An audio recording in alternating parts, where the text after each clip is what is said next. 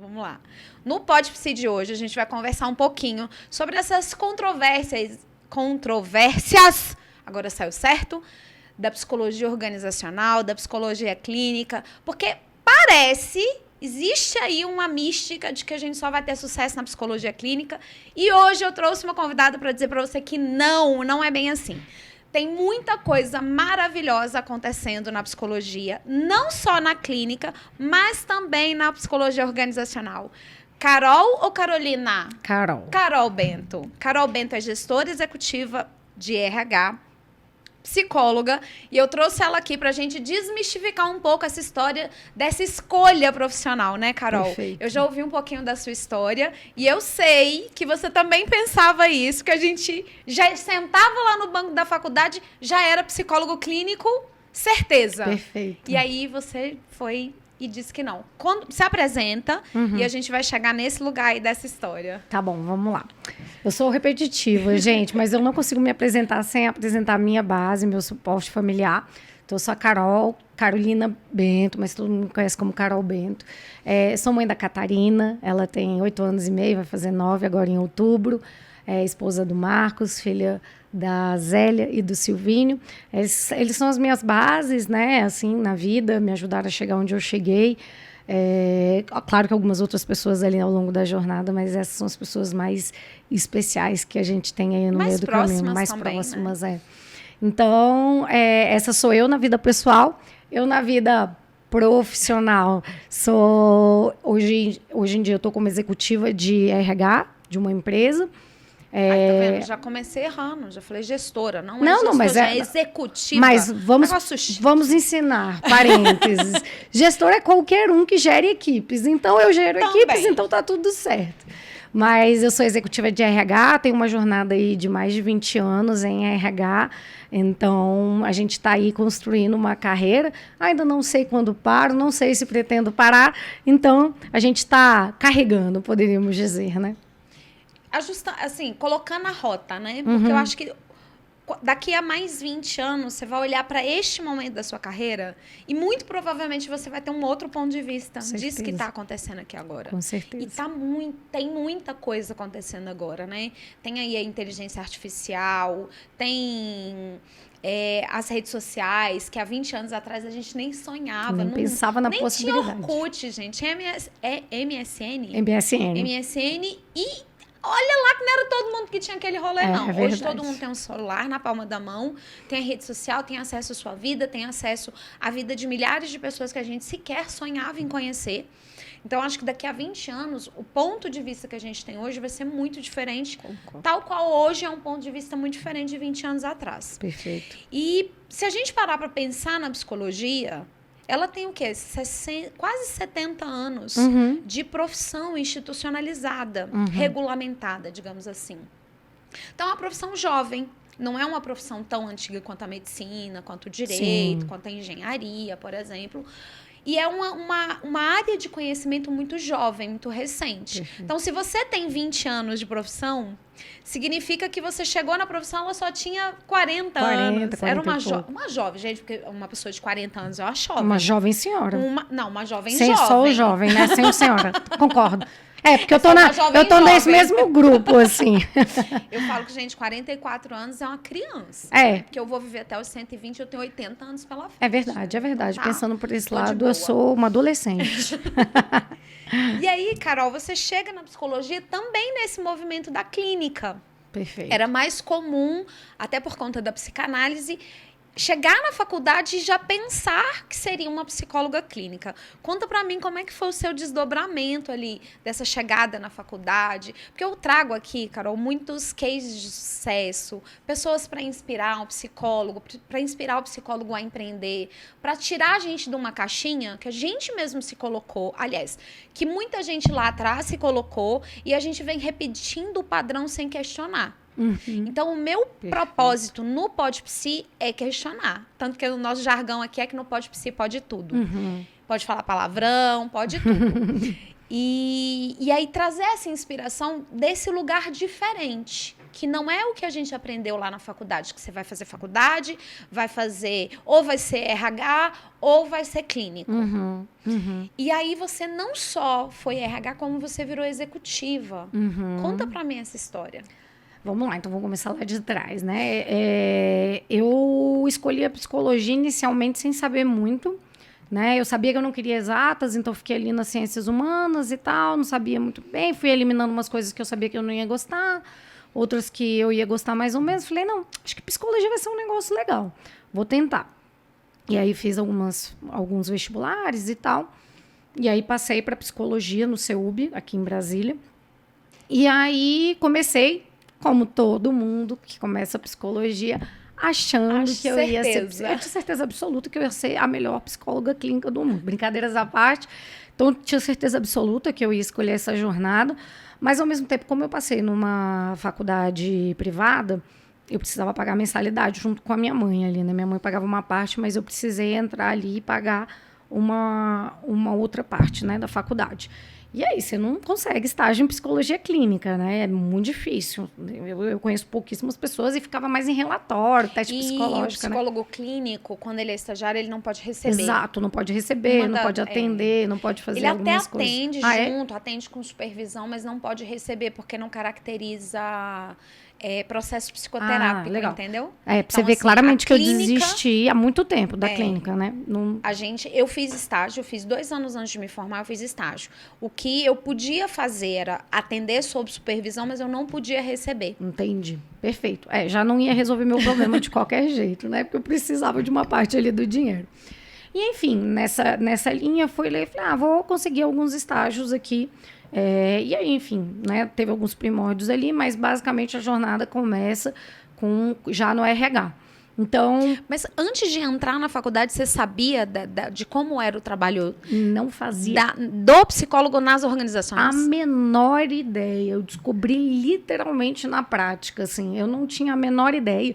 E eu até falei num outro podcast que a gente, quando faz a faculdade de psicologia, existe pouquíssimo incentivo para essa área.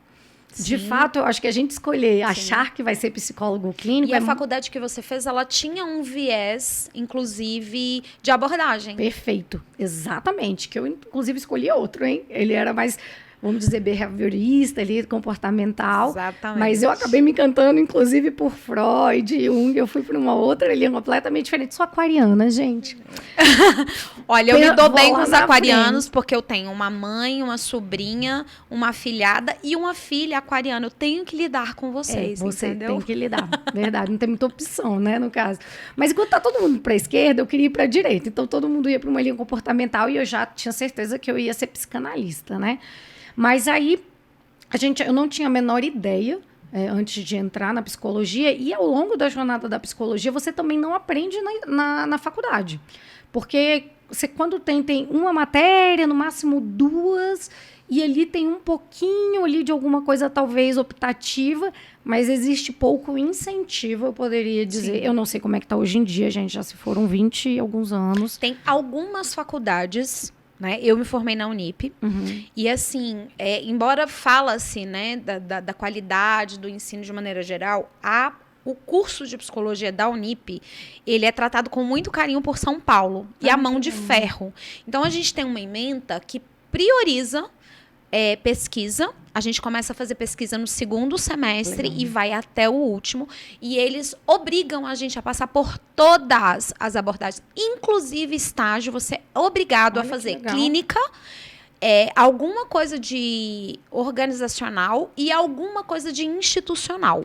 Então, tem vários estágios dentro do institucional, que seria hospital, escola, Tem um dentro ali da organizacional, porque ele te obriga a passar por tudo para você tomar uma boa decisão. Excelente. E tem o quê? 13 anos que eu me formei. Então, há 13 anos, a Unip já tinha esse cuidado com o curso de trazer e apresentar para a gente as diversas possibilidades da psicologia. Inclusive, eu falo, né, que eu acho pouco, mas a gente teve 2 semestres de gestão. E foi a minha virada de chave, foi com uma aula de gestão dentro da psicologia. Muito legal. Que até hoje não é comum haver. Mas lá, 13 anos atrás... 13 nada, né? 18, porque eu conheço... Formada tem 13, Exato. 18 anos atrás. Então, a gente teve esse privilégio, mas não são todas as faculdades que têm esse olhar. Não são.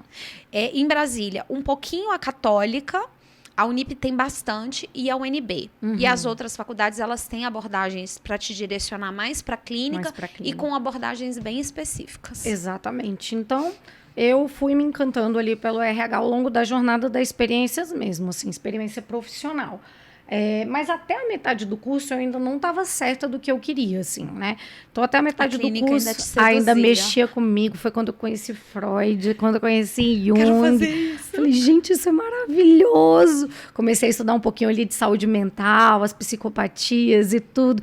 Eu ficava babando naqueles materiais, naquelas coisas e etc. Então, assim, eu diria ainda brincadeiras à parte, eu falo que se der tudo errado na minha vida profissional hoje em dia, eu ainda posso descer umas derivadas ali na clínica, porque eu realmente gosto muito dessa linha faço psicanálise tem 10 anos já faço análise, né? Psicanálise não, faço análise já tem quase 10 anos. Assim, também foi um divisor de água incrível, assim, na minha maturidade, no meu crescimento profissional e pessoal. Então, eu sou muito apaixonado por isso, mas até a metade do curso ali eu ainda tinha um pouco de dúvida, né? Tá, e aí, mas eu gosto de clínica, mas, poxa, eu também gosto de RH e tal, parará. E aí foi indo até que eu entrei na Ambev na época, e aí ali foi uma pós-graduação para mim, assim, eu aprendi muito. Você entrou na Ambev como estagiária ou já contratada? Como analista já. Eu trabalhei numa outra empresa, onde eu fui estagiária, aí analista, aí saí de lá como analista e fui como analista para a Ambev, e aí ele fez uma carreira... Quando você foi contratada na Ambev, quando eu fui na Ambev, eu já estava formada. E aí já fui como analista e tive um crescimento ali ao longo dos 7 anos que eu fiquei. Cheguei ao cargo de especialista lá. E foi uma escola. Aí ali eu me apaixonei por organizacional, me apaixonei por RH, aprendi muito sobre as 1000 possibilidades do RH ali, né? Porque ali você faz de tudo, assim, você faz gestão, você faz gente, você faz benefício, você faz comunicação interna, então você acaba aprendendo sobre a jornada inteira, né? Que a gente chama do colaborador. E aí eu me apaixonei pelo RH e fui indo. E aí depois, saí de lá depois de 7 anos, estou na minha atual empresa e já vai fazer 10 anos já. Você falou que existe dentro de uma empresa, um psicólogo dentro de uma empresa, dentro especificamente do RH, ele tem milhares de possibilidades. Eu acho que para o nosso público, se ele não está dentro da empresa, ele não faz a menor ideia do que acontece. Concordo. Você consegue destrinchar um pouquinho do que acontece? O que o psicólogo faz, promove, conquista dentro de uma empresa, no sentido da psicologia mesmo? Perfeito. Eu acho que o primeiro ponto importante, né, não precisa ser psicólogo para estar no RH, né? A pessoa pode estar em qualquer formação. O psicólogo em si, ele pode... o diferencial dele nas empresas é que se tiver aplicação de testes, realmente só ele pode fazer, né? Mas o que o profissional, o psicólogo, consegue fazer numa empresa? Mais uma vez, foram 1000 possibilidades, então vou tentar explicar dentro da jornada de um colaborador, que eu acho que fica mais tangível. Então, a gente fala que a jornada de um colaborador, ele passa pelo employer branding, que é a parte de marca empregadora, que é a forma como você atrai aquele colaborador para a sua empresa. Então, você vai ali fomentar a sua empresa para fora, para que as pessoas queiram vir trabalhar nessa empresa. Aí o segundo ponto de contato é quando essa pessoa entra, que é o onboarding, né? Então a gente faz o onboarding botar as pessoas a bordo daquela empresa, não necessariamente a pessoa tem a obrigação de conhecer aquela empresa que ela está entrando. É legal ela pesquisar antes, mas muitas vezes as pessoas não têm tempo de se aprofundar naquela empresa, então a gente tem que fazer um onboarding de qualidade ali para colocar a pessoa a bordo da empresa que ela está entrando. Então ali tem bastante coisa ali no meio do caminho. Nesses 2 momentos, eu acho que os pontos mais importantes, que aí a gente aprende na faculdade, é a questão das competências, né?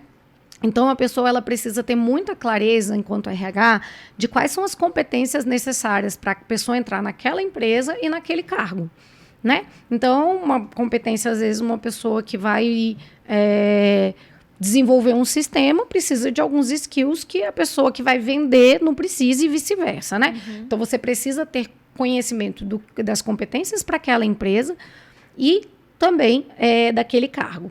E aí, isso no momento ali do recrutamento e seleção, né, que começa um pouquinho ali no employer brand. Então, você faz um posicionamento de marca empregadora, recruta as pessoas que se conectam com a sua empresa, com a cultura da sua empresa, para vir trabalhar, e aí elas entram ali, e é importante que você continue sabendo as competências que a pessoa precisa para exercer a função, porque você precisa acelerar o aprendizado dela sobre a sua empresa no onboarding, mas você também já precisa sinalizar, de acordo com aquelas competências, o que ela vai usar mais, o que ela vai usar menos. Inclusive, você nunca acha ninguém perfeito para uma vaga. Você fala, essa pessoa tem essas competências aqui, mas aqui ela ainda não está 100%, mas ela tem essas outras que sobrepõem essa daqui a gente acelera quando ela entrar na empresa. Então, o papel do gestor e do RH é muito olhar para aquelas pessoas que estão vindo ali e falar, ela está vindo pronta, ela não está? Quais são os gaps que ela ainda tem? Como é que a gente pode acelerar ali no onboarding dessa pessoa? E, normalmente, no onboarding também a gente apresenta sobre a empresa para aqueles novos colaboradores. E aí, ao longo dessa jornada do colaborador, existem vários pontos de contato do colaborador com a empresa, né? Então, existe toda a parte de desenvolvimento, seja de líderes ou não líderes, tem toda uma parte de avaliação de desempenho, remuneração, aí tem bilhões de derivados, tem alguns pontos de contato, mas eu acho que o que pode ficar mais evidente, é mais fácil de explicar aqui, é exatamente a vertical de desenvolvimento, a vertical de remuneração, que a gente chama, e a vertical ali de cultura, que a gente fala, experiência do colaborador. Hoje em dia tem algumas áreas de RH que tem isso. Então, basicamente, é você conseguir mapear todos os pontos de contato daquele colaborador com a empresa. Então, você o trata como um cliente. Ele é o seu cliente interno. Então, da mesma forma que você desenvolve um produto tecnológico para alguém fazer uma compra num site, que qualquer que seja, e a gente mapeia a experiência que aquela pessoa que está comprando naquele site precisa ter ao comprar aquele produto, a gente também mapeia a experiência do nosso colaborador. Quais são os pontos de contato? O que engaja mais aquele colaborador? O que engaja menos? A gente cria personas. Então, com esse público que é líder, eu vou me comunicar desta forma. Com esse público que não é líder, eu vou me comunicar desta forma. Com as pessoas que estão entrando, eu me comunico desta forma. Com as pessoas que eu quero reter, mas já tem mais tempo de casa, eu me comunico dessa forma. Então, você pode decidir se você quer ter várias personas, se você quer ter só uma persona, e aí você vai mapeando os pontos de contato com essas pessoas ao longo da jornada, e aí você vai oferecendo estratégias de acordo com cada uma delas. Então, estratégia de remuneração, estratégia de carreira, avaliações de desempenho que vão impulsionar a estratégia de negócios e assim sucessivamente. E existe o final da jornada, né? Ninguém, ainda mais hoje em dia, eu acho que o público está menos apegado às empresas que estão trabalhando. E aí tem toda a parte do offboarding, que a gente chama, né? Que é o processo de saída da pessoa da empresa. E aí a gente tem que dar a mesma experiência até para que aqueles colaboradores que estão saindo sejam promotores da sua marca quando eles saiam. Ou seja, eles saiam com carinho por aquela empresa, né? E não necessariamente saiam chateados, né, daquela empresa.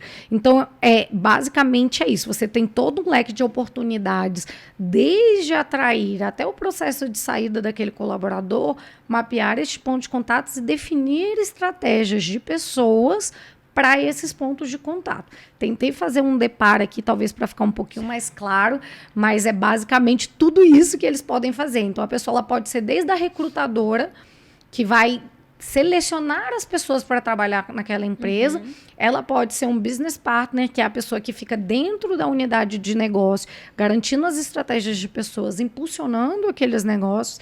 Ela pode estar numa vertical de desenvolvimento, onde ela vai ficar dentro de uma universidade corporativa, pensando no desenvolvimento de todos os skills, seja ele de hard ou de soft, programas de desenvolvimento. Essa pessoa pode ficar numa área que a gente chama lá na UIS de cultura, né, que a gente faz com que todos os artefatos impulsionem e, de alguma forma, a gente cria símbolos para melhorar essa experiência junto com a cultura da companhia. Então, eu coloco elementos que fortaleçam a cultura da companhia, eu crio programas que fortaleçam o sentimento de que o que eu falo, o que eu espero de cultura naquela empresa, as pessoas sintam na prática. Então, existem N oportunidades ali. Existem RHs que o DP, né, é dentro da área de RH. Lá na UIS especificamente não é, ela fica apartada, porque a gente entendeu em algum momento, né, que para a gente ficar focado ali na parte mais tática, eram estratégias diferentes. Exato. Até porque no passado, na verdade, o RH era o DP. Né? A gente fazia o processo. Até hoje se confunde um pouco exato, isso, né? Se confundem. Dependendo da organização, de maturação que a organização tem com relação a processos de pessoas, Perfeito. Ele vai se misturar bem. Perfeito. Existem algumas empresas, eu brinco que o que é estratégico para uma empresa é o que aquela empresa precisa naquele momento. Então, às vezes, você tem um DP é ser um RH estratégico. Porque o que você precisa para o nível de maturidade para aquele negócio é pagar as pessoas, ter benefícios claros, pagar em dia e etc. E às vezes vai ter empresas que já estão super maduras, que o DP ele se torna a parte mais transacional, não significa que não tem que ser estratégico, ele se torna uma parte mais transacional do processo de pessoas, porque ele fica ali mais no ferramental, né? E seria meio, né? Isso, e ele fica ali fazendo meio que as coisas acontecerem por trás, e o RH fica mais estratégico, de fato, nesse processo que a gente chama ali de toda a experiência do colaborador, onde a gente usa ferramentas de gestão e de gente para impulsionar o negócio da empresa.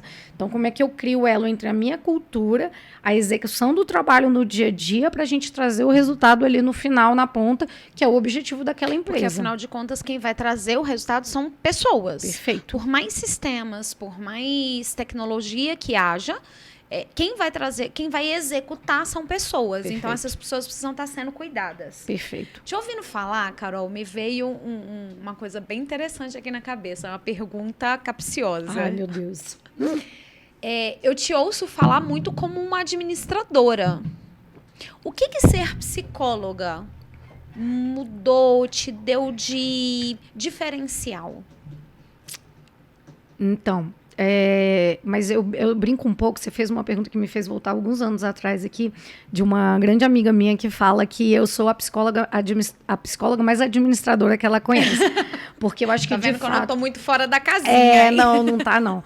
Mas eu acho que a psicologia, ela me trouxe o lado literalmente humano do negócio, né? Então, o quanto que você... ter essa conexão com as pessoas, entender, ser empático, né? Conseguir ter uma escuta ativa, né? O quanto a escuta ativa no processo organizacional é importante. Então, acho que a psicologia ela me trouxe tudo isso, e a experiência profissional, a parte do RH, me trouxe essa parte mais de gestão mesmo. Então, hoje eu diria que eu sou uma profissional onde a minha formação de psicóloga me trouxe todo este cuidado desse olhar para o outro, com essa escuta mais ativa, e a parte da experiência profissional foi me dando a parte da gestão. Então, eu junto gente ali com a parte de gestão, e aí a gente conectando essas duas coisas, eu acredito que foi um pouco da profissional que eu me tornei. Interessante, porque assim, a gente quando sai da faculdade de psicologia e vai só para o lugar da psicologia ou da psicologia clínica, a gente não tem contato com esse outro lugar. A gente não faz gestão nem do nosso consultório. Perfeito. Falo a gente, estou falando de mim. Gente, eu estou falando de mim, presta atenção. Demorei muitos anos, diria aí uns 8 anos na minha carreira, para eu entender o que era gestão da minha carreira, do meu consultório, do meu dinheiro.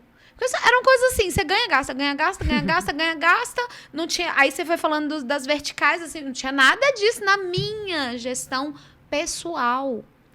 Porque eu já saí formada praticamente com um consultório. Não porque eu era abastada, não porque tinha um privilégio. Foi puro estar na hora certa, no lugar certo. Foi estratégico, porque eu decidi isso um pouco antes de me formar. E aí, como eu tinha tomado essa decisão, ao longo da jornada, eu estava no lugar certo, na hora certa. 6 meses antes de formar, eu já tinha um consultório. Legal.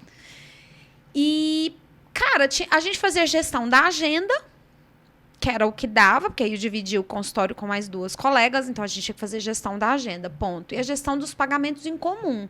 Era só isso que, na minha cabecinha infantil, ingênua, era só isso que eu tinha que gerir. Você precisava fazer isso, o resto ia acontecer sozinho.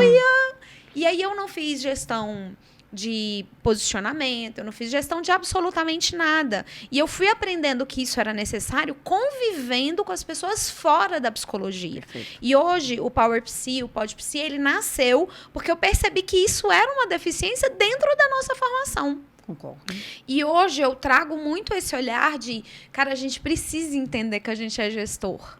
Que você tem um negócio, que se formar psicólogo e só ir atender, não é o suficiente. Quando você vai atender, abre uma salinha que seja pequenininha, só você e seu paciente, é um negócio. Porque se tem que trazer lucro, é um negócio. É pequeno, é micro, é só seu. Mas é um negócio. Você paga imposto, você paga o CRP, você paga o aluguel, você paga várias coisas e não está preocupado em como cuidar desse negócio. A gente, tá? Eu fui essa pessoa durante muito tempo. Tô aprendendo a ser diferente. Então, eu gosto muito de conversar com pessoas como você. Eu converso com muita gente da gestão. Já trouxe muita gente de gestão, de contabilidade. Vou trazer um advogado. Já tô negociando com um advogado para vir aqui, porque ele fala de contratos lindamente. Eu tô doida para trazer esse rapaz aqui. E pra gente aprender, pra gente interiorizar. Porque não é uma coisa que a gente sai de lá fazendo. Perfeito. E você tocou num ponto que eu acho, desculpa até te interromper. Não, é isso. Mas você tocou numa palavra importante, assim, né? É lucro. Toda coisa que gera lucro, ela precisa de gestão, né? Porque você tem a opção de ter prejuízo ou lucro. No caso, né? Então, existe o oposto do lucro também, né? Então, quando você se organiza minimamente, seja para o seu negócio, seja para o negócio do outro, que a gente fala, né? Você tem a oportunidade de aprender trabalhando para o outro ou trabalhando para você, né? Você tem essas duas opções. E todas as jornadas são maravilhosas, independente da escolha, né? E, no final, as empresas estão aí, sejam elas de uma pessoa só, um empreendedor ali, né? Seja uma empresa grande, pequena, é para gerar o lucro no final do dia, né? Ninguém trabalha de graça. Então, e eu acho que quando o psicólogo, aí falando aqui especificamente para o seu público, ele precisa entender que ele não vai entrar ali para brincar. Ele vai entrar ali para levar aquele negócio muito a sério. Ele vai pagar os boletos e as contas dele baseado naquilo, e ele precisa minimamente de entender de finanças. Hoje em dia, não dá mais para você ter qualquer negócio se você não entende minimamente, né? Que você gera uma receita com os clientes que vão te pagar, né? E que você vai ter despesas atreladas àquilo e que você precisa se planejar para aquilo. Então, quando você olha para o seu negócio, teria essa maturidade há 20 anos atrás? Provavelmente não, gente. Mas estou dando a dica para você que não teve quem para quem não teve. Eu não tive essa pessoa me falando, então pega a dica. Mas minimamente você planejar. Eu quero, ao longo desse ano, ter X% de lucro. Você pode delegar para um contador fazer suas contas? Pode. Pausa na sua fala. Pausa dramática. Ninguém faz planejamento anual. Não, a galera faz planejamento mensal. Tem essas contas, esse dinheiro para entrar. A gente precisa até construir essa mentalidade de que o planejamento é anual. Total. Voltei. Muitas das coisas que você vai fazer anual. Você não viaja todo mês. Você se planeja para viajar uma vez por ano, 2 vezes por ano, a depender da sua condição financeira. Então, você precisa... escola do menino é o ano inteiro. A escola do menino é todo mês. O aluguel é o ano inteiro. Pagando. Então, é assim, como que eu olho para as minhas despesas mínimas, né? Que é ali o que você tem para pagar no dia a dia. Então, basicamente, tudo que sai do seu bolso é uma despesa, né? Sejam elas fixas, sejam elas variáveis. Você minimamente precisa. Eu preciso de R$2.000 para o meu mês. Tá, então eu preciso de R$2.000. Eu preciso atender quantos clientes para eu receber o mínimo necessário? Para pagar o consultório, para pagar a hora do consultório, para pagar água, luz, telefone, para pagar a escola da criança, para pagar não sei o quê, o CRP, os impostos da nota que vai emitir, do recibo que vai emitir, etc. Tá, isso me custa R$2.000. Tá, check. R$2.000. Eu preciso atender quantos clientes a quantos reais e quantos por mês para eu pagar no mínimo isso, né? Já considerando gasolina e tudo. Eu preciso atender X, né? Pacientes, clientes, enfim, durante o mês para conseguir no mínimo... Alguém vai trabalhar de graça? Acho que não. Então, como é que você projeta um crescimento um pouquinho a mais para você ter a sua margem de lucro, que foi o que você falou. Então, como que eu minimamente organizo o meu primeiro ano ali, né? como que eu olho para aquilo ali como um negócio de fato. E a partir dali você começa algumas diferenciações. Então, assim, eu quero ser uma psicóloga clínica, ok, normal ali, eu quero ser especialista em alguma coisa. Não, eu quero ser especialista em gestalt terapia, eu quero ser a melhor de Brasília. Tá, então, massa. Isso você vai ter que fazer primeiro algumas escolhas no meio do caminho, sejam elas financeiras e de tempo, porque para você ser melhor, não dá para você querer o mesmo resultado fazendo coisas medianas. Para você ser o melhor, para você entregar o melhor, você precisa fazer o seu máximo, o seu melhor. Então, você vai ter que se abdicar de algumas coisas naquela jornada ali, seja do seu tempo, da sua qualidade de vida, porque durante um tempo você quer se especializar naquilo que você vai fazer. Sim. E aí aquilo vai ter investimento financeiro, você tem que considerar isso ali nas suas despesas, consequentemente você vai ter que atender mais pacientes para você pagar uma especialização, para você estudar mais determinado tempo. Então é muito sobre isso, assim, olhe para aquele seu consultório como um negócio, não olhe aquilo ali como uma sala que você aluga a hora da sala e de repente você fala, acabou, fecha a porta. Não, você precisa viver o seu negócio, né? Aquilo se torna o seu negócio de fato no dia a dia. Então eu concordo 1000% com você, a gente não aprende essas coisas na faculdade, acho que a parte da psicologia não ensina a gente, é uma verdade o que você falou, a gente aprende isso quando a gente vai para o mercado, quando a gente conversa com outras pessoas que não sejam psicólogos clínicos, porque é de fato o mercado que começa a te provocar determinadas situações que te faz gerar esses tipos de reflexão, né? Sim. E aí você passa a olhar aquilo não como uma profissão, e sim como um negócio, que eu acho que essa é a grande questão. E, engraçado, você falar isso me remeteu, também voltei aqui no passado, muitos anos no passado, 2013, 10 anos atrás. Eu tive a brilhante ideia de começar um doutorado. Mas, assim, brilhante. Na Argentina. Você fala espanhol, Kelly? Lógico que não. Mas eu vou ali fazer um doutorado em espanhol e seja o que Deus quiser. E vai acontecer. Aí tinha que mandar o projeto e eu, gente, o que me incomoda? O que me incomoda, o que me causa angústia. Aí eu montei um projeto para submeter lá na faculdade, né, na Universidade de El Salvador. E o tema do meu projeto era o comportamento empreendedor do psicólogo clínico. Que legal. Porque você hoje, enquanto psicóloga organizacional, você tem uma visão de negócio, do negócio em que você está inserida para ajudá-lo a prosperar, a funcionar, a ter lucro. É isso. Então, lá, 10 anos atrás, então não é uma ideia de hoje, isso já me incomodava muito profundamente. Legal. Terminei o doutorado? Não terminei o doutorado, porque chegou um determinado momento, eu já tinha cumprido 75% da carga presencial, já estava na fase de escrever o projeto, eu tive que tomar uma decisão. E aí foi quando eu acho que começou a cair a ficha, porque eu andava muito com o João muito do Sebrae, ele consultor do Sebrae, João Soler, maravilhoso. E aí o João me faziam perguntas muito desafiadoras. O que você quer com isso? Como é que você vai isso? Como é que você vai aquilo? Como é que você vai não sei o quê? E eu não sei responder isso! Eu não sei nada disso. E aí eu falei, cara, peraí. Eu posso parar tudo e ter um título, que eu ia ser doutora, ia ser maravilhoso. Eu posso ganhar dinheiro. Neste momento, eu preciso ganhar dinheiro. E eu estava na fase que eu estava começando a ganhar dinheiro com a psicologia. Porque demora também. Ainda tem esse rolê, tá? Ainda demora. Demora. E aí eu já estava começando a ganhar dinheiro, começando a ficar assim, oriçada com o negócio de ganhar dinheiro, isso. Você tá pagando, tava pagando as contas, não estava ganhando ainda, mas já estava pagando as contas. E eu falei, cara, eu não posso desacelerar agora, parar de trabalhar o tanto que eu trabalho para escrever o meu projeto, para defender a minha tese. E aí para mim foi todo mundo me critica, mas para mim foi uma decisão muito sábia, porque naquele momento eu entendi que eu tinha uma empresa e que essa empresa precisava ser sustentável ao ponto de em algum momento eu poder me afastar para me dedicar só ao projeto do doutorado, para então ter o título de doutora. Perfeito. E aí eu acho que foi a primeira vez, há 10 anos atrás, que eu me conscientizei desse movimento de, cara, é um negócio.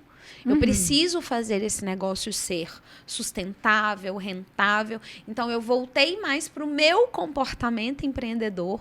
E aí, eu comecei a viver na prática o que eu estava tentando estudar. Então, 10 anos atrás, né? Talvez hoje eu seja o meu próprio case de estudo. Não, e não é normal, né, o que você levantou enquanto case, enquanto proposta de defesa de tese, porque não é natural que as pessoas vão para esse lugar, né? Na verdade, elas não vão para este lugar, né? Então, eu achei muito legal, assim, que pena que você não terminou a tese, mas você tem muito na cabeça para... Mas aí, o que acontecia? O João, a gente tinha um grupinho, assim, eu sempre me junto com pessoas que a vida me traz, assim, que são muito extraordinárias. E o João, a gente tinha o Rodolfo e o João e eu, e a gente criou um grupinho de trabalho. E o João, com essas perguntas muito coach, muito desafiador. Eu fiz, inclusive, um projeto com ele lá na Brasal. A gente fez o treinamento de 102 líderes da Brasal. Legal. E aí eu era o suporte do João, ele estava à frente do projeto, mas eu era o suporte ali dele. E era uma coisa, assim, muito incrível. E ele me desafiava muito. Ele, tá, mas o que você vai fazer com isso? O que você vai fazer com esse consultório? Como é que você se vê daqui a 10 anos? Tá, como é que você vai pagar a conta? Você vai pedir as contas lá do ministério? Você vai fazer o quê? Assim como você também tive a experiência com o serviço público. E só para eu decidir que não queria aquilo para minha vida. Só para decidir que não... Serviço público, obrigada. Gratidão, foi maravilhoso. Você proporcionou a minha faculdade, mas não, obrigada. É, tipo isso. Não me conecto também com essa cultura. Não me conecto. Não era uma coisa assim do sonho da minha vida, mas me propiciou, inclusive, estar aqui hoje. Mas saindo do ministério, pedi demissão. E falei, seja o que Deus quiser. E sem planejamento nenhum. E sem estratégia nenhuma. E isso o João me cutucando. Falando, como é que você vai fazer isso? Como é que você vai fazer aquilo? Como é que você vai fazer isso aqui? E isso começou a me levar para um caminho de olhar para isso. Mas nem todo mundo tem um João na vida. Exatamente. Nem todo psicólogo tem um João. Ou estar disposto a ouvir as perguntas que os Joãos da vida têm para fazer. Exatamente. Você tocou nem todo mundo está disposto a ouvir isso que você está falando aqui, Carol. É isso. Você tocou num ponto crucial, assim. Eu acho que as pessoas... Hoje em dia, a gente pode... se fosse no passado, uns 10, 20 anos atrás, a gente podia até falar que não era nem sobre não querer escutar ou não. Eu acho que faltava mais campo, espaço, né, campo... oportunidades, né? O conhecimento ficava centralizado em pouquíssimas pessoas, que eram basicamente os educadores, né? E os filósofos os e mestres. As estudiosas, exato, os mestres, os doutores. Mas hoje em dia isso não é uma verdade. Hoje em dia eu acho que as pessoas que não escutam é porque elas não querem escutar. Porque elas não se conectam com aquilo, de alguma forma. Porque hoje o campo, você tem bilhões de pessoas em qualquer tipo de ferramenta, rede social, YouTube, aonde você quiser, você pesquisar, alguém vai estar te ensinando alguma coisa. Inclusive ruim, você precisa saber selecionar, você precisa saber fazer filtro do que é bom, do que é ruim de conteúdo, mas você vai ter de tudo ali, né? Então, acho que hoje diz muito mais sobre as pessoas talvez não quererem escutar, e talvez menos, assim, hoje tem muito João para muita gente, né? Assim, usando sua analogia aí, não consigo nem mensurar o tanto de conteúdo que tem disponível hoje em dia. E aí é muito mais o quanto eu quero aquilo, né? Para eu me conectar com aquilo. Então, diz muito mais sobre o quanto eu me vejo naquele lugar e como que eu projeto a minha vida em função daquilo. Então isso faz sentido para mim. Vou lá e vou escutar, entendeu? Então, acho que diz mais sobre querer hoje em dia. E aí, você falando, me veio uma coisa assim, né? De o sujeito do suposto saber. O psicólogo assume muito esse lugar. Então, quando ele senta na cadeira, que ele fala para o paciente, você deve sentir isso com a sua analista, né? Quando ela fala algo para você, tem um peso diferente que a sua mãe, que a sua tia, que a sua prima. Esse lugar do sujeito do suposto saber, ele é muito forte. E a gente, enquanto profissional, a gente me inclui mais ou menos, tá? A gente tem muito esse papel de se olhar e dizer assim, não, mas eu já sei. Porque primeiro que ele ocupa o lugar do sujeito suposto saber, e ele sempre entende que aquilo não é para ele. Sempre é muita coisa. Na maioria das vezes, a maioria dos colegas entendem que esse assunto não é para ele. Não, não preciso, não é para mim. Porque não entra no lugar de, peraí, vamos falar bem o português rasgado, baixar a bolinha, sabe? Sentar no ego e falar, calma, amigo, quem vai te dominar aqui sou eu. Deixa eu escutar outra coisa de outra forma, que faça... Tudo bem, odeio o tom de voz da Kelly, detesto os podcasts dela, é chata pra cacete. Enfim, Mas, cara, tem tanta gente falando. Por que que a gente ainda não está se posicionando? A gente, enquanto psicólogo profissional, não está se posicionando e se olhando enquanto empresa, se organizando enquanto empresa. Para o cliente chegar lá e ter uma experiência, não do consultóriozinho, mas da empresa da Kelly Rodrigues, da empresa da Carol Bento. Porque, independente do que você tenha, de que estrutura esteja por trás de você, é a empresa Carol Bento. Quando você está lá na empresa, você é uma empresa dentro da empresa. Eu presto um serviço. E você precisa zelar por essa percepção de valor que as pessoas têm por você. Por que que os psicólogos não estão se enxergando dessa forma? Eu acho que é questão cultural, assim, sabe? Eu acho que a gente foi culturalmente, assim, até por toda a parte ali industrial que teve, né? Do trabalho, onde era todo mundo ali fazia a mesma coisinha sempre, não era incentivado a pensar, não era incentivado a olhar para além daquilo, na escola, não, eu acho que ainda não existe tanto incentivo, assim, eu acho que as pessoas ensinam as pessoas a decorarem para passar no vestibular, né? Eu não acho que a educação ela é voltada para te fazer pensar. Ela é voltada para te ensinar a decorar para você entrar no mercado de trabalho. Para você entrar no mercado de trabalho, né? Então, mas eu acho que é cultural, assim, né? Eu acho que toda a parte do mercado, assim, ele foi crescendo e evoluindo de forma que você não tivesse pensar muito, que você não tivesse que elaborar nada, que não tivesse que ter um raciocínio lógico. Então, assim, eu vou atender por atender. Eu não vou atender porque isso é um negócio, né? Então, acho que a gente vem mudando essa cultura. Eu acho que esse extrapolar do conhecimento para além, né? Onde todo mundo consegue ter acesso a isso, vai gerando uma cultura diferente nas pessoas também. Acho que as universidades e as faculdades têm um papel muito importante em mudar esse mindset também, né? As faculdades e as universidades ali, as faculdades de psicologia, acho que elas têm um papel crucial em começar a explicar isso também, ter uma pegada mais empreendedora em algum sentido, partindo do pressuposto que 80% deve sair para a clínica ali.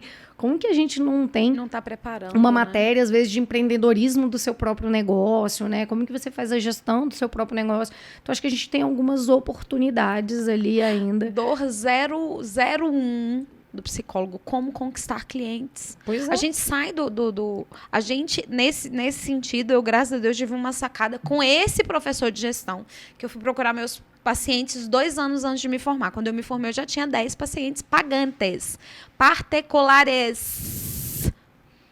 Não era por causa do convênio. Então, pagava ali clínica social, mas eu tinha 10 pacientes que me pagavam no final do mês.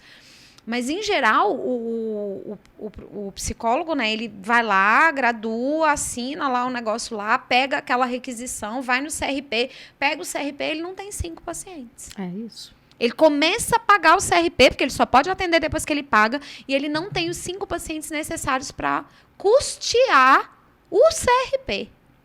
É pesado. E aí acaba ficando dependendo muito do outro. Eu falo muito sobre terceirizar a sua carreira para o outro, né? Então, assim, eu acho que tem muito disso. Assim, a partir do momento que você terceiriza a sua carreira para o outro, você vai depender do outro, inclusive, para pagar seu CRP.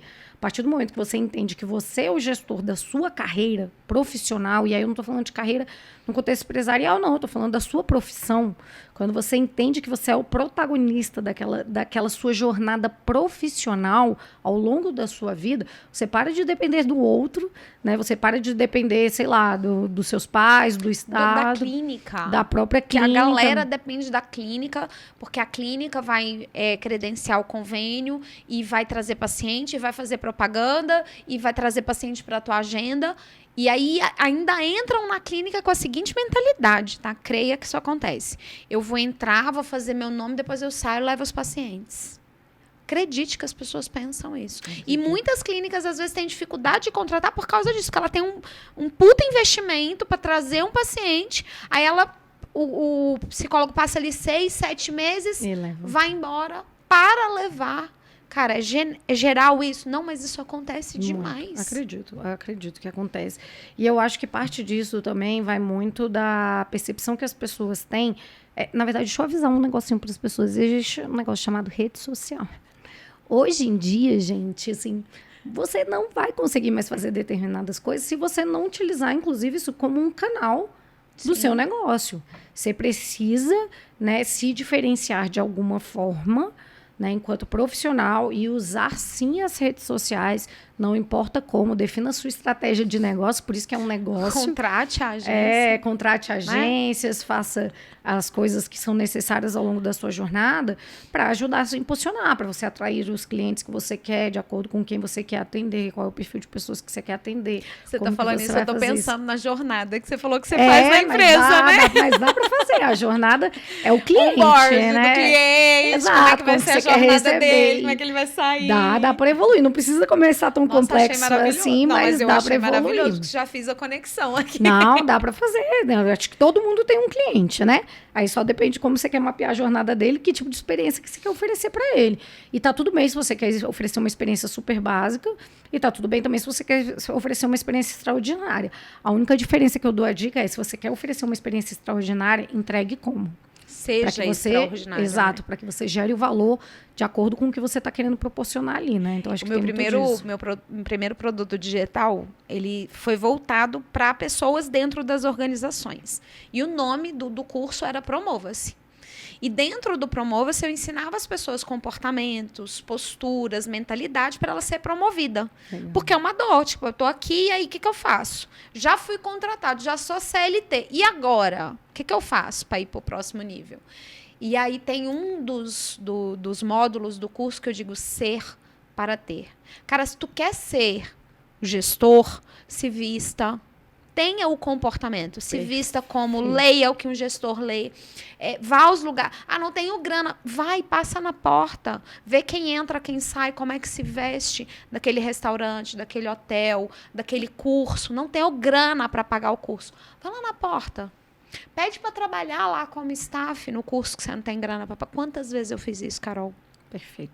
Eu tinha cursos que eu tinha sonho de fazer e eu não tinha grana. Eu falava, posso servir o café? Já aconteceu, eu queria muito fazer um curso. Eu não tenho muita habilidade com criança, com atendimento infantil. Mas eu admiro muito os psicólogos infantis, porque eles conseguem extrair coisas que as crianças não falam. E isso, para mim, é muito importante na clínica, de maneira geral. Porque muito paciente não vai falar. Então, se eu aprendo com uma criança, eu consigo aplicar em qualquer lugar. E aí, eu queria muito fazer esse curso de infantil. Eu tinha dinheiro ou não tinha dinheiro? Tinha dinheiro nem para pagar a gasolina. Aí virei para a dona da clínica que estava promovendo. Posso servir o café, limpar o chão, arrumar as cadeiras? Só para eu ficar aqui. Não preciso nem participar, não precisa me dar certificado, não. Não quero certificado. Só quero escutar. Eu quero escutar. Era nesse nível o meu desejo de ser para ter. É isso. Perfeito. Então, enquanto a gente não entende que a gente tem que ser extraordinário para ter o cliente que vai pagar, que vai se comportar, que vai exigir, a gente primeiro precisa ser. Exatamente. E isso, para mim, é assim, uma das diretrizes da minha vida. O que eu preciso ser para ter? Ah, Kelly, mas você vai trabalhar como se você ganhasse 200 mil reais. Sim, porque eu quero ganhar 200 mil reais. Então, eu vou me arrumar como alguém que ganha 200 mil reais, porque eu quero ser, para então ter. Primeiro, eu preparo o meu campo para receber aquilo que é material, aquilo que é físico. E eu percebo que muitas das vezes o psicólogo, ele não tá. Ele pega o sofá da casa dele, ele bota lá na recepção o que sobrou, o que, sabe? Mal cuida do ambiente que ele vai receber o cliente para ter uma experiência extraordinária. Às vezes ele é um profissional extraordinário, mas ele não prepara o todo, ele não prepara o ambiente, a música, o cheiro, a balinha. Esses dias meu sócio virou para mim e falou assim, essa balinha é muito cara. Eu falei, eu trabalho para ter Copenhague na recepção.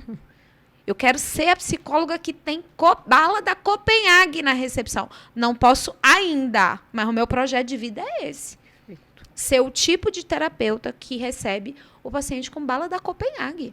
É isso. Ah, mas o cliente vai encher o bolso e vai embora. Ok, eu tô aqui para isso. Tá tudo eu dou bem. Conta disso. Vai acontecer essas pessoas ao longo da jornada, exatamente. E tá tudo bem, né? E então, assim, todo esse processo de como a gente se constrói enquanto empresa, que não é tão aspas assim, né? Mas esse olhar, e sim, muito gostoso ouvir isso de você. Estando dentro de empresas, mobilizando esses processos para empresas, entendendo como esses processos acontecem dentro de empresas e falando para pessoas que precisam se enxergar dessa forma. Para mim, essa é uma honra estar tendo esse papo com você, estar tendo essa conversa e trazendo essa ampliação de consciência para mais gente sobre o que eu preciso ser, ter ou fazer para proporcionar essa experiência extraordinária? Bom, as pessoas ali já estão ali me dizendo assim, não é a Leire, mas já está assim, ó. Chega! Para de falar, desgrama. Eu vou começar a encerrar, mas eu vou encerrar assim com essa sua fala, nesse processo que eu te falei dessa comparação, que não é uma comparação, que é uma verdade, de trazer esse olhar de como que é essa jornada que as empresas se preocupam em fazer, que a gente pode trazer para a realidade do empreendedor individual. Eu acho que é o primeiro ponto, né? Eu acho que antes de ser empreendedor, é você, mais uma vez, né? Você repetitivo, é você entender que você é responsável pela sua carreira, você é responsável pelo que as pessoas vão perceber de você. É sobre você entender o que você quer mostrar para as pessoas, porque é a partir daquele momento, igual você falou, a forma como você se veste, a forma como você fala, a forma como você organiza o ambiente que você atende as pessoas, diz muito sobre você. Então, acho que isso é uma parte que não pode andar descasada com essa parte mais empreendedora. E aí, quando a gente fala ali do empreendedorismo, enxergando, né, a clínica como um negócio, eu acho que é muito sobre você pensar qual é a persona que você quer atender, de fato, né? Desenhar aquela persona, você não precisa de muito conhecimento, mas se precisar, mais uma vez, vai no YouTube, você vai ter esse conteúdo. Ajuda, né? Pede ajuda, mas no YouTube, se você digitar, deve ter conteúdos abertos explicando como é que você faz. Não precisa complicar, é quem você quer atender, qual é o perfil. A persona é infantil, a persona é adulto, é idoso, não importa, Algum né? transtorno grave, neurose. Você quer ir para qual linha, né, e tal. Então, defina minimamente ali com algumas características básicas e que tipo de experiência que essas pessoas que você quer oferecer o seu serviço, os seus clientes, vão querer ter de contato com você ali, né? Então, e a partir disso, você vai construindo a experiência dele e, mais uma vez, se planeje, né? Se você não sabe onde você quer chegar, se você não sabe o que você quer fazer, se você não sabe os próximos passos, você vai continuar correndo atrás do rabo, porque você vai continuar fazendo mais do mesmo. Você vai continuar não sabendo onde você quer chegar e você vai continuar ali dando voltas e vai falar, nossa, psicologia clínica é muito difícil, não deu certo. Ai, não deu certo, gente. Eu desisti, tive que fazer uma coisa que eu não gostava porque não deu certo. Arrumei um emprego. Você não tem noção do tanto que eu escuto. Aí eu precisei arrumar um emprego porque a clínica não pagava. Deixa eu te contar uma coisa. A psicologia clínica é um emprego, né? Então, assim, só que depende 90% de você e da experiência que você quer oferecer para aqueles seus clientes, né? Então, é muito de você conseguir minimamente entender o que você quer oferecer sempre o seu melhor, né? Não espere receber algo extraordinário se você faz algo mediano. Não espere. Se você é mediano, você vai colher coisas medianas. Então, seja extraordinário no que você faz, se desenvolva. Não seja aquela pessoa que acha que é detentor do conhecimento, né? Então, estude, leia. Né? Consuma muito conteúdo para você ser o melhor no que você faz e faça o seu planejamento, saiba onde você quer chegar, planeje seus resultados ali, sejam eles financeiros ou não, e aí siga ali na sua profissão de psicólogo clínico, que eu admiro muito, admiro demais, uma carreira que eu acho maravilhosa. Eu não sei o que seria da minha vida sem o meu psicanalista. Eu amo ele, obrigada. Sempre foi muito importante nessa minha jornada de autoconhecimento, das minhas tomadas de decisões profissionais e pessoais. Então, eu acho que uma carreira linda, a gente realmente só precisa passar vela como um negócio. Ai, que quentinho no meu coração. Era tudo que eu queria que alguém também, né, não fosse clínico, dissesse para as pessoas. Obrigada, Carol. Obrigada a você. Extraordinário, a palavra que define esse podcast. Obrigada. É extraordinário. Que papo extraordinário, que lição extraordinária. Extraordinária no sentido de não é o que a gente está acostumado a ouvir, não é o que a gente está acostumado a receber.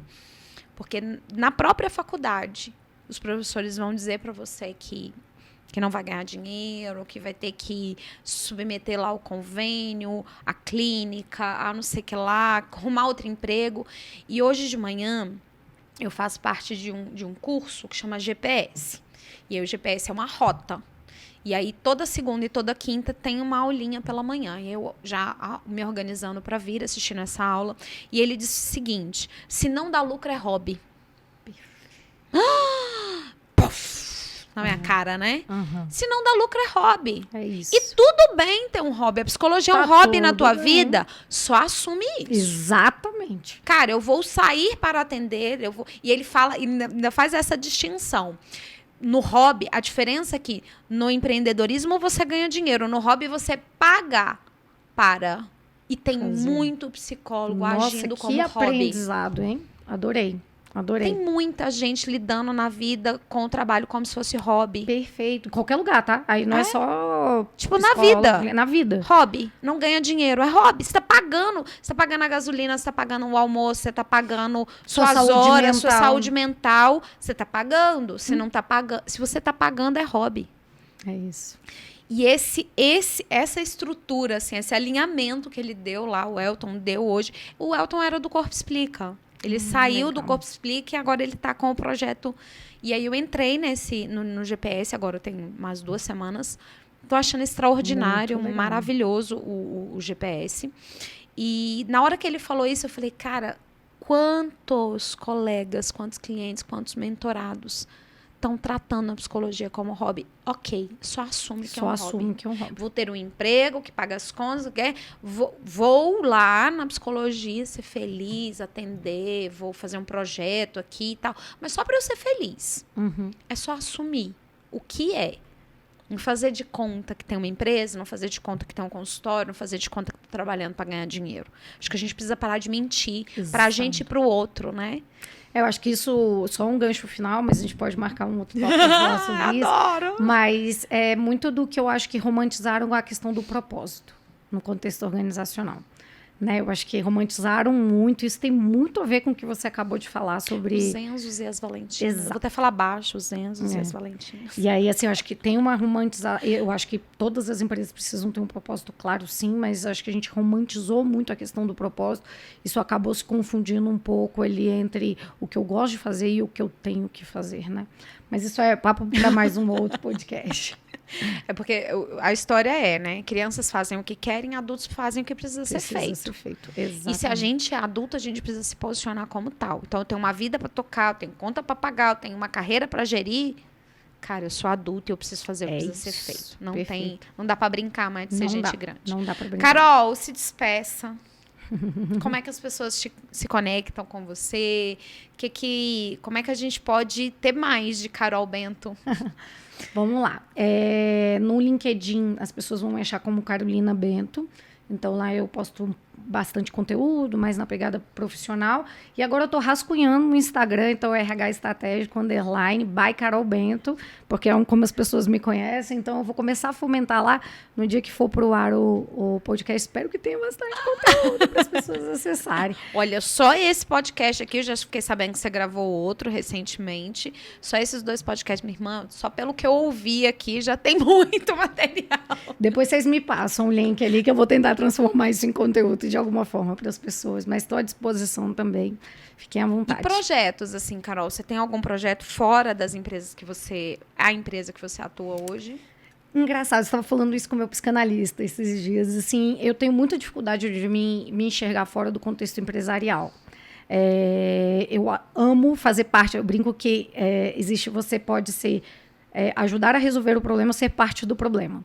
Eu brinco que o contexto empresarial, você faz parte do problema, né? E o consultor, ele te diz como resolver o problema. Então, eu tenho muita dificuldade de não me ver parte de um problema, assim, não. Eu gosto de viver o calor do mundo corporativo, eu adoro essa dinâmica, assim, organizacional. Então, assim, ainda não planejo sair do contexto organizacional. Mas paralelo, assim, não existe uma consultoria que a gente possa te contratar? Não tem nada que tenha... Eu já tô aqui te instigando, tá? Essa pergunta também foi capciosa, clínica, né? Não tem a gente começou a sessão aqui, assim, eu não estava sabendo. Sem Pix, inclusive. Tá bom. Tô aqui sendo o seu João Soler. Pois é. Não, assim, eu acho que nada que não possa começar a fluir, assim, mas muito mais como você falou, um plano B, um hobby, Pronto. Isso. Nada como um hobby ali, eu posso me colocar à disposição, tudo que for fora do meu horário de trabalho, eu tô 1000% à disposição, mas quando eu tô ali, eu tô 100% dedicada. Mas fora, vai ser um prazer, palestra, consultoria, Isso. enfim, tô à disposição ali. Um passarinho me contou que você agora é consultora. Consultora não, como é o nome? Conselheira. Conselheira de um grupo Pois de é, RH. tá vendo? A gente cresce na vida para algumas coisas, para ser chamada de conselheira, inclusive. Sensacional. Tô acho que você tá conselheira. eu acho que você tá na função certa de conselheira. Pois é, estamos indo Gente, nessa tá jornada. vendo? Já começou. Agora, daí para uma consultoria, pra uma coisa assim mais robusta, é um passo, minha senhora. Conversa no privado, ali no direct, Né? a gente vai falando. Gente, esse episódio foi assim, pra mim, tá? Não sei pra você. Se foi pra você, já comenta, já compartilha, já dá um like. Pelo menos um like esse episódio merece. Fala sério. Uma convidada dessa não vai dar um like. É isso. Tanta coisa que você já aprendeu que não vai merecer um like. Tá de sacanagem, né? Então, já comenta aí o que falta pra você ser a empresa, pra você ser o protagonista da sua vida. Perfeito. Né? Porque, como a Carol falou, a gente terceiriza muitas coisas e às vezes a gente precisa se enxergar como alguém que se responsabiliza por processos e pelo nosso processo interno e externo. Então, esse foi o Pod Psi com a Carol Bento. Eu te vejo no próximo episódio, mas assim, por favor, deixa aí teu comentário de como que é essa jornada para você. Mesmo que não seja você na sua empresa como funcionário, mas você como esse olhar de ser, né, para você, aquilo que você gostaria que alguém fosse. Porque essa também é uma perguntinha capciosa e a gente se vê no próximo Pod Psi. Tchau, tchau.